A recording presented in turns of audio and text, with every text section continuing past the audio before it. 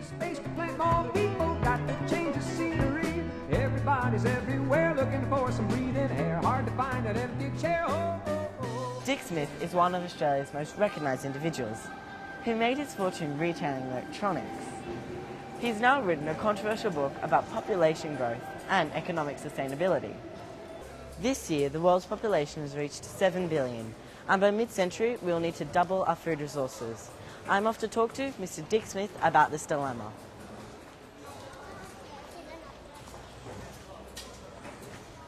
Why did you write your book on population?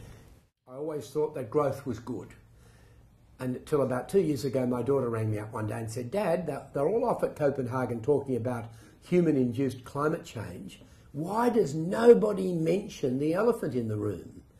And I said, "Well, Jenny, what are you talking about? What do you mean?"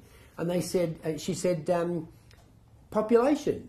She said, surely if this climate change is human-induced climate change, how can we then increase the population by billions and solve the problem? It's impossible. And the minute she said it, I thought, well, she's absolutely correct. And I found out by talking to the politicians that they're all aware that population, if it's allowed just to keep increasing, is going to be a disaster for the world, but they're not game to say it.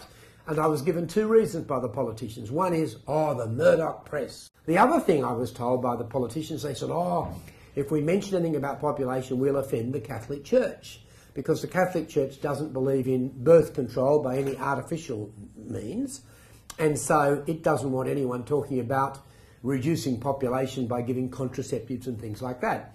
And so I realised that we actually had our politicians who should be talking freely and openly. They were not saying what they wanted to say. And that's why I wrote my book. It's why I produced a film, and now in Australia people are at least gamer to talk about population because it is an important issue. And when did you write the book? I wrote the book about 8 months ago. It's interesting, I call it the greatest flop in Australian publishing history.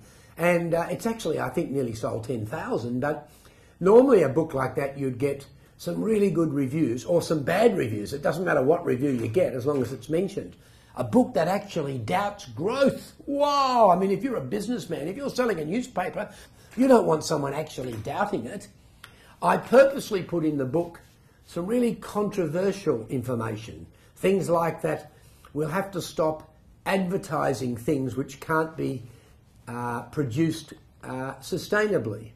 Now seeing I've made a lot of money selling things that can't be produced sustainably, like TV, games and all of these things, I thought that'll create a lot of controversy, but in fact it's had no mention.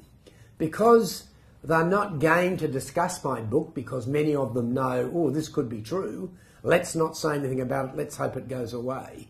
And that will be very sad for future generations if that happens. I've benefited greatly from growth, I can tell you. There's no one who's made more money from economic growth than Dick Smith. But I've realised in the last few years that it's simply not sustainable. And I could say nothing, I could do nothing. But for young people, I think it's going to be a huge problem because we're going to run out of resources. What I'm saying is we should start planning for it now, otherwise there's going to be great problems in the future. I think in future for the human population we can go two different ways. We can be like locusts, and locusts are a creature of nature, but the particular way they live is they build numbers in billions and billions, and then they die of starvation in billions. But a few eggs remain to get going again when the seasons come good. Or we could choose to be like so many other things in nature. In fact, most other creatures of nature live in balance. That's what I think we should do. And if you look at the growth of population, it's basically a vertical growth at the moment. We have about nearly 7 billion people. It's predicted to go to 10 billion. That's a vertical graph. Anyone, when they see something tending vertical, know there's going to be a great crash. Once you educate people, once the standard of living rises and health improves, people don't have 9 or 10 kids. A lot of families in third world countries have 9 or 10 kids, so at least 1 or 2 will live to keep them in their old age. If you can improve the health and where most children are going to live, people tend to have less kids, and that's more sensible in my view. I'm totally opposed to any type of population control. I think people should make their own decisions. So generally speaking, in wealthy Western countries' population increase is going down, and I think that's very healthy. But in developing countries, the population is still increasing staggeringly, and that's bad because I think there's a chance there's not going to be enough food around. I do feel that my grandchildren could be in for real problems. I think we're getting near the end of the curve, or the wall or the cliff that we could go over. And that must be there one day. You can't always have exponential, perpetual growth. And already we're seeing it. The wealthiest country on earth when I was a kid was the United States of America, unbelievably wealthy. No one could believe, but just recently its gross domestic product per person, per capita, is now less than Australia. And that's because they have 300 million people. It's just too many people trying to share the cake. And I think you get to a sweet point where there's a right number of people for a country, and I think we're very close to it now. At the present time, we can feed 22 million people in Australia and 6.7 billion people in the world, even though a few billion are starving. We can do that because we're good at turning oil into food through big farming machinery and through fertiliser. That oil's going to run out and we're going to have real problems with food, and that's why we should start to decrease population. Are you ever thinking of writing another book?